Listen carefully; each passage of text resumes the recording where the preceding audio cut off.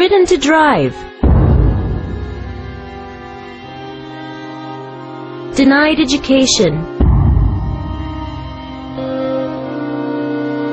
forced to wear burqas and veils, unequal rights, honor killings, segregation. These are some of the contentious issues that are often raised regarding Muslim women. But who are Muslim women?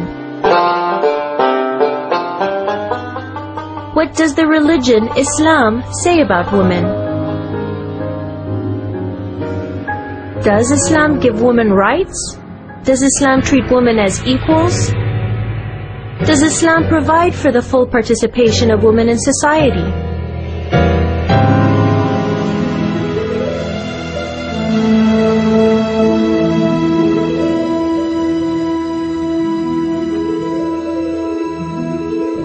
Most people have a lot of misperceptions about Islam.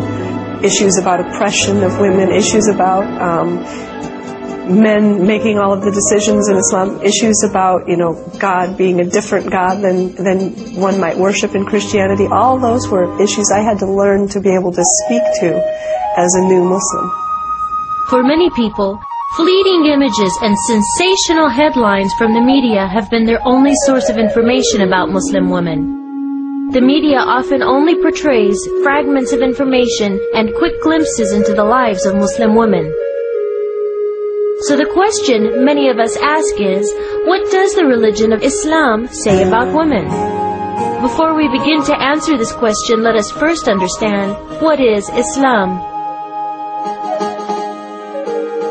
Islam to me means peace. Most people wouldn't guess that, but Islam means peace, and the concept of peace has a dual meaning. And in Arabic, which the word Islam comes from, Islam also means submission to God. Completely submitting to God, which makes a person at peace. So it really matches well, peace and submission to God. Women not voting, that's not Islam. Women not being taken care of in their family unit, that's not Islam. Women not being able to make choices or having access to inheritance, that's not Islam. Islam gave women more rights than any Western system ever created, especially for Americans here, the right to vote. When were we able to vote? Women in Islam were voting back in the 600s. I think we have a lot to learn from a different system. Islam teaches human beings that men and women are accountable for their own lives. As individuals, we answer only to God, as it is God that we worship and to whom we submit. Allah is the God of Abraham. In Arabic, when you want to say God, you say Allah. God and Allah represent the same being. And we don't worship Allah and other people worship God. We worship the same Creator.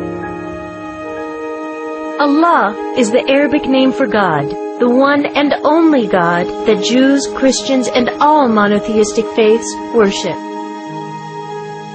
As we now better understand the true meaning of Islam, we must make a crucial distinction: the distinction between Islam and Muslims. Islam, the religion, lays out clear parameters for its followers. Unfortunately, followers of Islam, Muslims, do not always follow those tenets. I always think to myself that I'm glad that I learned Islam and from the Quran and the holy books. I'm glad that I didn't learn Islam from the Muslims, because the example that Muslims show isn't always the example that Islam teaches. And there's not a better example of that than with the situation of women's rights and how women are